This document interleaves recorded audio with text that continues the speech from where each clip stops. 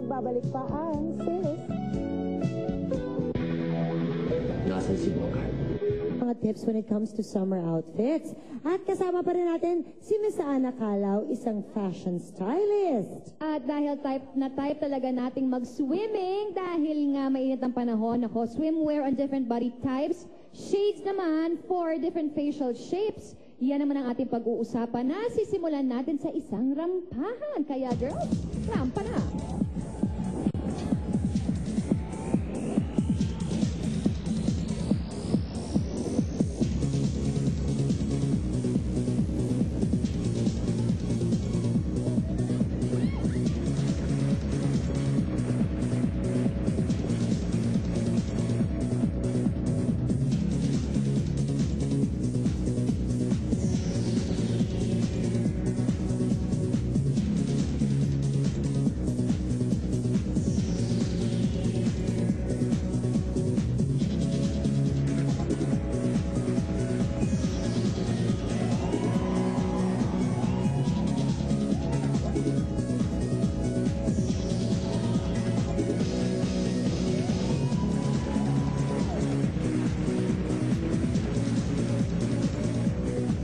Okay, ladies, alin dyan ang sa tingin, yung gusto nyo? Oo.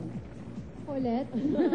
Ako kay Tess Bomb. Bakit yung kay Tess Bomb? Kasi, balot na balot siya kung tutuusin, di ba, sa kanilang apat. Tapos, medyo yung front, pina-flaunt. So, ako, ngayon, yun lang yung kaya kong i-flaunt. Yung cleavage ko. Aside from that, gusto ko na itago lahat. Lydell. Ako yung pink. Yung pink. Yeah, yung pink. Gusto ko siya.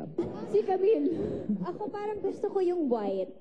Why? Kasi Bakit? parang, syempre mag-swimming ka, diba? So, syempre gusto mo light yung color ng suot mo kasi parang napaka-presko. Oo, parang napaka-fresh. Oo, tsaka dalagang-dalaga ka lang na nagsisway-sway yung outfit mo habang nagrumarampak. Nanilipad-lipad lang ng hangin. Diba? Oo, hinahangin-hangin ka lang kasama yung hair mo. Curlin. Yung bathing suit ng first. Bathing suit ng first. Oo, tapos yung kay Tess Bomb na outfit. Na yung top. pang cover. Ah, okay. Si Ako tumatayo yung balahibo kay Tess Bomb.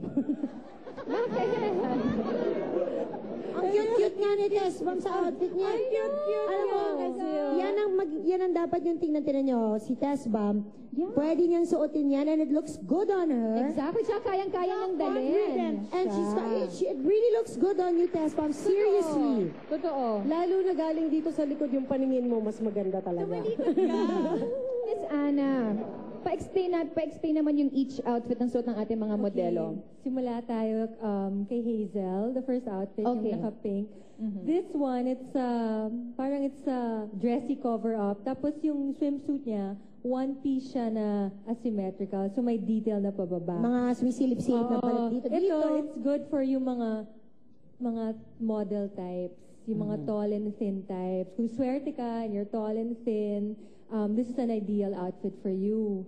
Okay. So, ang ating next outfit. And then, second one. Joyce is petite, maliit siya, tsaka payat. So, pinasuot ko siya ng bright colors. Kasi if you're petite, mas makaka-attract ka kung ikaw yung mas makakasuot ng mga bright pinks or bright yellows. Okay. Yeah, kasi maliit yung frame mo, so kaya-kaya dalhin yun ng frame mo. Okay. And then kay Maisel naman, she's a mom, conscious siya about her chan. Yeah. So, pinasok ko siya ng tangkini. Oo. Si Tess Bomb, hindi siya takot magpakita ng skin, kaya okay. Yeah. Top heavy siya. Yeah. Pero maliit yung bottom niya. Oo. Kaya bongga talaga magpakita ng legs. Oo, kaya pwede siya magpakita ng legs. Yung shades sila, iba-iba yung shape. Alright, oo. Yung shades. So, pag oblong yung face mo, dapat medyo malalaki yung frames. Yung, lalo na dun sa gitna ng frames, dapat medyo malalaki, tsaka heavy.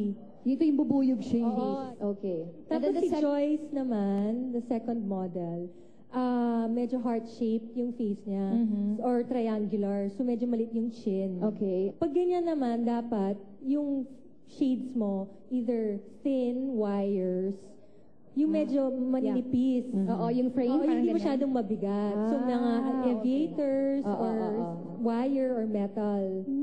Okay, sa third. Kay Maisel naman, oval yung shape ng face niya. Yung oval face, yun yung medyo perfect. Hindi man perfect, pero yung maganda yung proportion. So, the oval shape, kahit anong shade, frames, pwedeng suotin. Ay, Oo, talaga? yun, yeah. You can wear any. Bongga. Oo. Yung kay Tess Bomb naman, She's medyo round yung kanyang face. So, dapat yung mga shades mo, squarish or angular, yung mga may mga corners. Oo, yan. So, para magkaroon ng, parang yun Oo. dun mag-focus, hindi yung dun sa, Oo, para mas ano naman. magkaroon ng kanto. Oo, mga makanto. Yeah. Magkakanto yung iyong face. Ayun pala. At thank you sa Freeway for the swimwear na suot ng ating mga models. Mula sa mga tips on summer outfits, narito naman ang isa pang helpful tip. Ito ay ang